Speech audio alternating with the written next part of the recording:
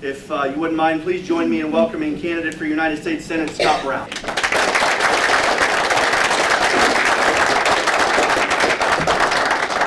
Well, it's good to see everybody, and thank you. I've made a point of personal privilege, if I may. I'm never coming back here again. You will be disappointed. Because every time I see you, I eat way too much. You know, that went out there a plate like this. So thank you. It was delicious as ever, and a lot of folks here are supporting me. They already endorsed me. I appreciate it. You know, some folks from Massachusetts. Welcome to Merrimack. Yeah, former head of the Concord, Massachusetts Republican Town Committee, and did an amazing job. Was there with me from the beginning. It's wonderful to see you. So yeah, I want to have a conversation. I'm going to just give a brief overview, then take any questions you have. One of the things that I'm really concerned about is the fact that, and you're talking a little bit about it right now, the fact that in the midterms, I mean, I went up and went door to door with Dale Fincher in Wolfboro. I spent about 4 hours with him one day. We went to probably about 40 houses, and 17 people opened the door. I said, "What are you doing here? We're already voting for you." And I'm like, wow, this is great. And by the way, we're voting for you too, Scott. Oh, that's even better. But then what happened? He lost by 200 votes. When they had the turning point up there, they had everybody. And respectfully, President Trump, I think, won that area by 13 or 17 points. And that's the problem. That is going to be our biggest problem, whether you're a state rep, whether you're a state senator, whether you're running for governor, or whether you're running for a federal office. It's getting us out. You know, it's like, come on, this is a pivotal time in our country's history, for our state's history. You referenced all the taxes that are being proposed. We follow it, but the average citizen in New Hampshire really doesn't pay attention because they're hanging on for dear life, respectfully. They're worrying about their home heating. They're worrying about their electricity bills. They're worrying about their kids and safety. They're worrying about illegals potentially killing them or hurting them. I mean, so they're not on the minutia like we are. They're not paying attention. It's our job to educate them.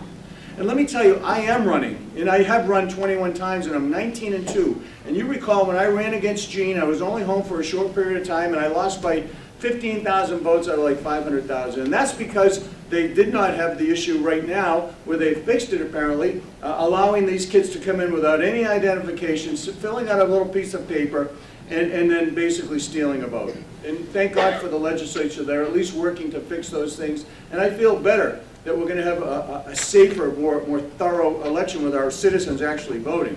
So I'm running because I'm deeply concerned about the direction of our country, especially if we lose the House and Senate and the presidency in 28.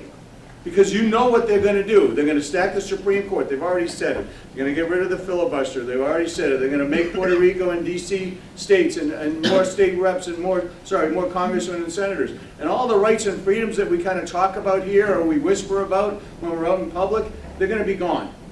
And I appreciate Senator Bob Smith's endorsement and Don Bullock's endorsement. It means more than you know. And a lot of folks here have already supported me and endorsed me. And it means a lot. I can't even tell you how much it means. I'm fully staffed up. We have $1 million in the bank. And I don't really care what D.C. says or who they endorse or anything, because D.C.'s not going to tell you how to vote. They're not telling you how to vote. I'm going to look you in the eye and answer any and all questions. And we may disagree on some things. But I guarantee I will never support an unfunded mandate that comes back to our cities and towns here. A federal unfunded mandate. I'll tell you that right now. I'll never do it. And I appreciate what the president's doing. But I also have disagreements with him. I'm the only one in this race who can call balls and strikes. And what does that mean? I thought what he did with Maduro was fantastic. But I don't want to run Venezuela. And I think what he did, obviously, with Iran and getting rid of their nuclear sites is unbelievable. Yet our federal delegation couldn't even commend our men and women who pulled that amazing mission off.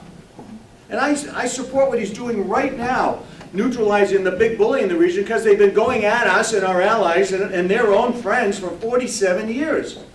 And it's got to stop. And the point is, at what point does it stop?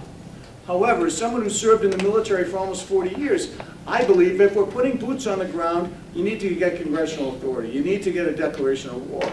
You know, and I may differ with some people. And what does that actually mean? Listen, 30,000 feet, doing the things we're doing, getting the A-10s in there, you know, doing the things we're doing.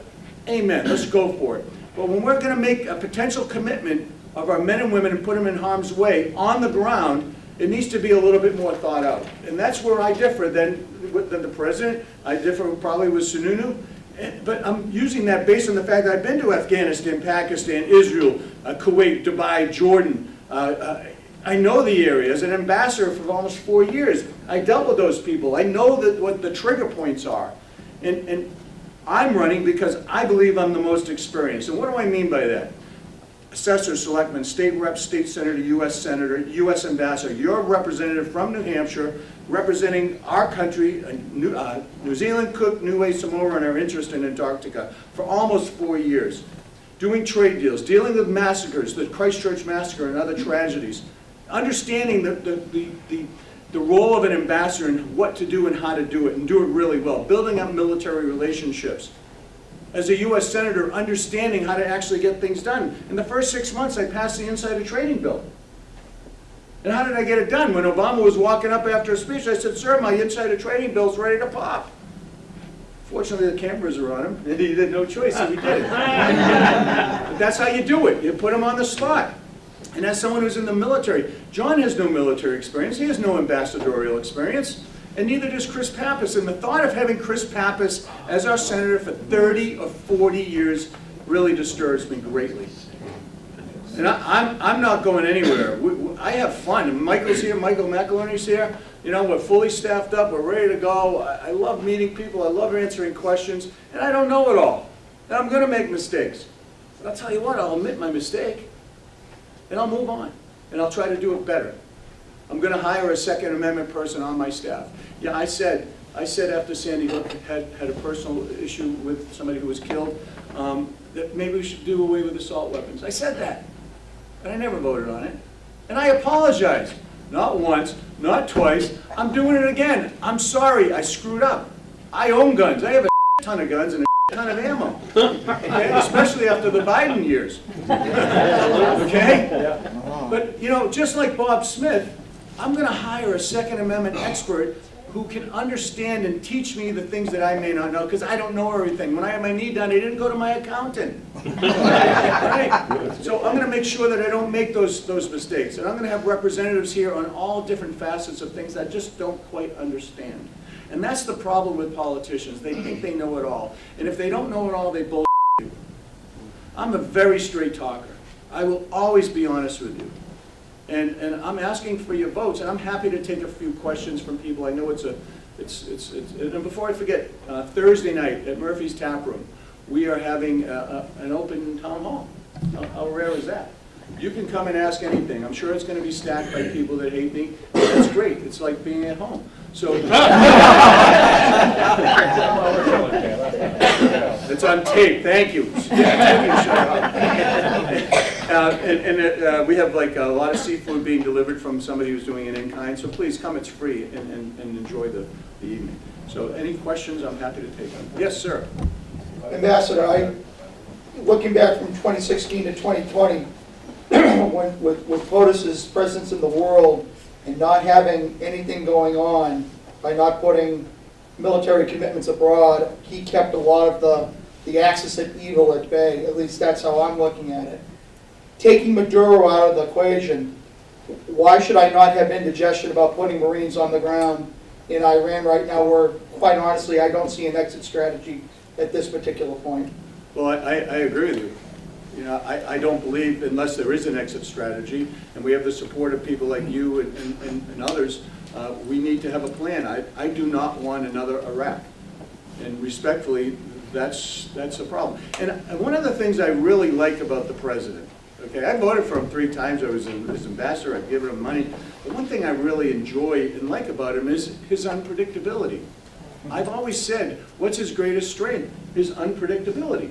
The fact that he's going to beat the crap out of you and then try to do a deal. That's what he does. He goes and he breaks you down, he beats you up, and then, oh, by the way, the Iranians called me the other night.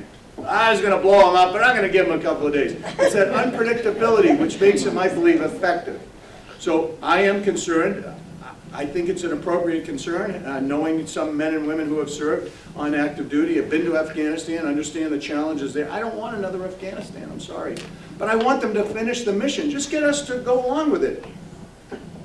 What else? Yes, sir. A one-word question. because I hear it all the time. Affordability. Fine. Well, I think it's not affordability. When I think of affordability, I think of Mamdani. Okay? I think of cost of living, cost of goods. And what it is for me is the inability to pay your high electric bills, the inability to go and do the things that you want to do with your wife and kids and family, go out for a nice movie, go out for a nice dinner, have a little bit of reserve in your savings or checking account, so if your boiler goes down or your car breaks, you have the ability to go and actually, fix those things. And respectfully, one of the beauties of New Hampshire, and I thank our senators and representatives, is no income tax, no sales tax, no bottle bill, carry a gun or not, wear a motorcycle helmet or not, no interest in dividends tax. That live free or die mentality, that New Hampshire advantage, allows us to be more affordable. But you have these knuckleheads, not only right now in our state who are Democrats, and the four in Washington, D.C., putting more taxing, more spending, more regulations, and just thwarting that New Hampshire advantage.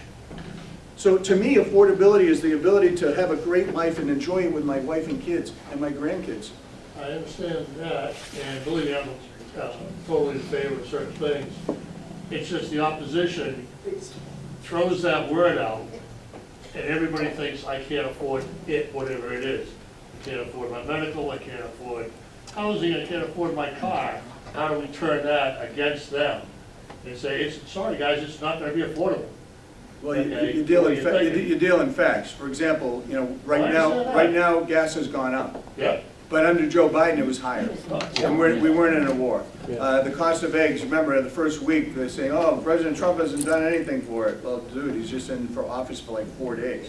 It's down to $1.88, for at Market Basket. BJ's, you can still get, I just paid $3.24 for gas with my BJ's card. So we need to make it so the Democrats, in this state especially, don't make us like every other state in New England. And Oh, I agree that's with you, one of the reasons 100%. I'm running, is to make sure that, listen, I've never voted for a tax increase, ever. We got plenty of money in the system, plenty of money. Let's just figure out how to get it and use it properly. It's clear you That's tell, awesome. you can tell us how to Get out of travel my the topic, so zone. how are you going to beat Pappas?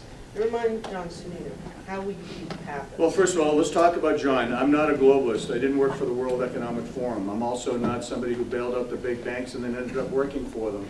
And respectfully, the last 20 years he's been in Washington, D.C., working as a D.C.er, and I'm not that. And it's going to be a battle, and we have a plan, we're going to execute it. Remember, they supported Chuck Morse, the D.C. folks, and Don Beatum. And it's a very similar feel. I kind of like being the underdog. I was down 41 points when Kennedy died, and I ended up winning by 7. Same type of feel, same type of energy, and I would appreciate your votes. I get on scottbrown.com and help. $10 is a sign, a couple of signs. It all matters. So once I beat John, we have 7 weeks to Chris Pappas. And if you notice on X and Facebook, he's always, I filed a bill to make sure that, we had a say here in Merrimack to make sure that you didn't put an ICE facility here. Dude, by the time you filed the bill and it got heard at all, it would be like 3 years from now.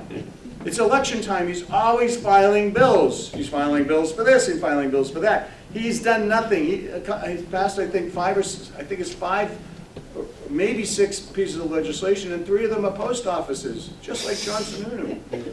My first bill was the insider trading bill. It's about priorities. It's going to be basically all hands on deck. If we sit on our it's not going to happen. But I'm going to point out once and for all who Chris Pappas really is. This is a guy, not only John, but Chris, they were born on third base and they think they got triples. I mean, the silver spoon. Listen, my parents were married and divorced 4 times each. I was born at the Portsmouth Naval Shipyard, a 9th generation son of the American Revolution, out of Newington, New Hampshire. Mom was on welfare. I remember getting those blocks of cheese, and I've worked so much in my life, and my mom did, to put a roof over our heads. I lived in 17 houses by the time I was 18. I'm a fighter. I'm a scrapper like every single one of you in this room. Everybody. And no one's going to tell me what to do and how to do it. I'm going to meet you. You're going to vote for Scott Brown? Well, I need to meet him 3 or 4 more times. I've already met many of you 5, 6, 7 times. And if you have somebody who doesn't like me, who's in voting for me, call me up and tell me. Let me go meet them. This is going to be a door-to-door operation. Get out to vote, period. Period.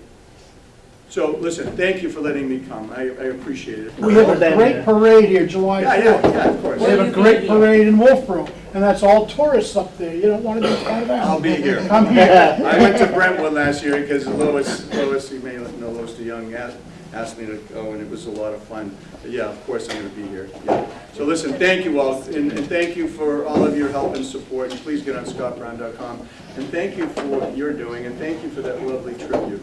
It means a lot. God bless.